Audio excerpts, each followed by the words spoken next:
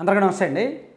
రాష్ట్రంలో వైఎస్ఆర్ కాంగ్రెస్ పార్టీ అధికారంలోకి వచ్చిన తర్వాత టీడీపీ వాళ్ళ మీద ఎన్ని కేసులు నమోదు చేశారు అనేది ఇప్పుడిప్పుడే బయటకు వస్తుంది. యాక్చువల్లీ ఈ కేసుల విషయంలో గోప్యత పాటించారు.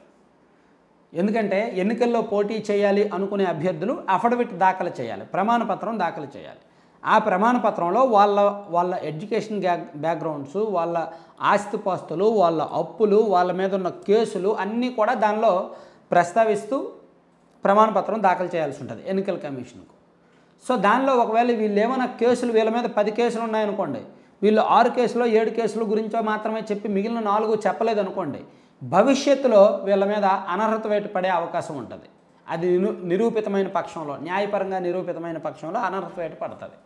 అందుకే ఆ ఇబ్బందులు లేకుండా ఉండడానికి అసలు మా మీద ఎన్ని కేసులు పెట్టారో మాకు చెప్పండి, మేము అఫిడవిట్ వేసుకోవాలి అని టీడీపీ వాళ్ళు గత 3 నెలల నుంచి పోరాడుతుంటే చివరికి కోర్టు ఆదేశాలతో, కోర్టు చెప్పిన దాంతో రాష్ట్ర పోలీసు శాఖ తెలుగుదేశం పార్టీ నాయకులకు ఎక్కడికక్కడ వాళ్ళ మీద ఉన్న కేసుల వివరాలు ఇస్తున్నారు. సో ఇప్పుడిప్పుడే కేసుల వివరాలు చూస్తుంటే షాక్ అనమాట. చంద్రబాబు గారి మీద 24 కేసులు నమోదయ్యాయంట ఈ 5 ఏళ్ల వ్యవధిలో.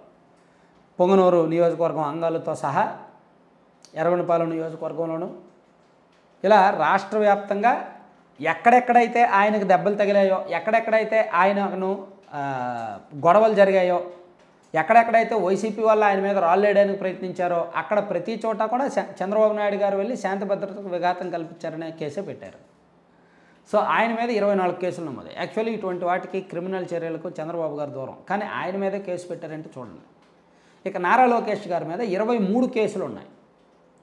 లోకేష్ గారి మీద కూడా ఎక్కడ కేసులు, యువగలం పాదయాత్ర చేశారు చూడండి. ఆయన ఆ పాదయాత్రలో ప్రతిసారి పోలీసులు వెళ్ళి అడ్డుకునే ప్రయత్నం చేసేవాళ్ళు కదా. అడపదడప పోలీసులు వెళ్ళడం, అడ్డుకునే ప్రయత్నం చేయడం, మైక్ లాగేసుకోవడం, వెహికల్స్ లాగేసుకోవడం, ప్రచార చిత్రాలు ఉంటే లాగేసుకోవడం చేశారు కదా. సో ఆ టైంలోనే లోకేష్ గారి మీద చిన్న కేసులు, పెద్ద కేసులు అన్నీ కలిపి ఒక 23 కేసులు పెట్టారు. అంటే తండ్రి కొడుకులను ఆ విధంగా బ్యాలెన్స్ చేశారు.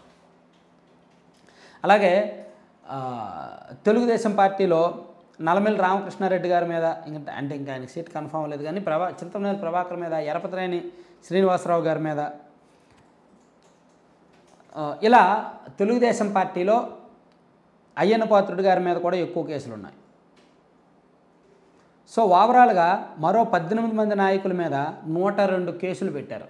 18 మంది నాయకుల మీద కలిపి 102 కేసులు పెట్టారు. ఓవరాల్గా తెలుగుదేశం పార్టీ నాయకుల మీద, కీలక నాయకుల మీద ఈ 5 ఏళ్ల వ్యవధిలో దాదాపుగా 800కు పైగా కేసులు నమోదు చేశారు. 800కు పైగా కేసులు టీడీపీ నాయకుల మీద నమోదు చేశారంటే చూసుకోండి ఎంత భారీగానో.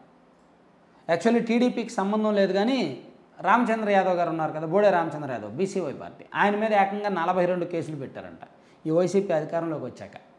అంటే ప్రతిపక్షాలకు చెందిన నాయకుల మీద, రాజకీయ ప్రత్యర్థుల మీద ఏ విధంగా కేసులు పెడుతున్నారు అనేది ఈ వివరాల ద్వారా తెలుసుకోవచ్చు. అయితే ఈ కేసుల వలన ఏమైనా ఇబ్బందా, చంద్రబాబు గారికి కానీ లోకేష్ గారికి కానీ ఏమైనా మైనస్సా? యాక్చువల్లీ పెద్దగా మైనస్ ఉండదు. వాళ్ళు అఫిడవిట్లో వేసుకుంటారు, కోర్టుల్లో అరెస్ట్ అవ్వకుండా ముందస్తు బెయిల్లు ఉంటాయి. ఒకవేళ బెయిల్ లేకపోయినా సరే అవి పెద్దగా శిక్షించాల్సిన కేసులు ఉండకపోవచ్చు. కాబట్టి అంటే అధికారం పరంగా, పవర్ పరంగా, పోలీసుల పరంగా వీళ్ళకి ఇబ్బంది లేదు. రేపు పొద్దున్న గవర్నమెంట్ మారితే కొట్టేసుకుంటారు, చాలా కేసులు కొట్టేసుకుంటారు చాలా ఈజీగానే. గవర్నమెంట్ మారకపోతే మళ్ళీ వైసీపీ గవర్నమెంటే వస్తే ఈ కేసులను వెంటాడడంతో పాటు కొత్త కేసులు కూడా పెట్టే అవకాశం ఉంది. ముఖ్యంగా టీడీపీలో కొంతమంది నాయకుల మీద వైసీపీ బాగా టార్గెట్ చేసింది కాబట్టి అది జరిగినా జరుగుద్ది ఒకవేళ మళ్ళీ వైసీపీ గవర్నమెంట్ అధికారంలోకి వస్తే. Thank you.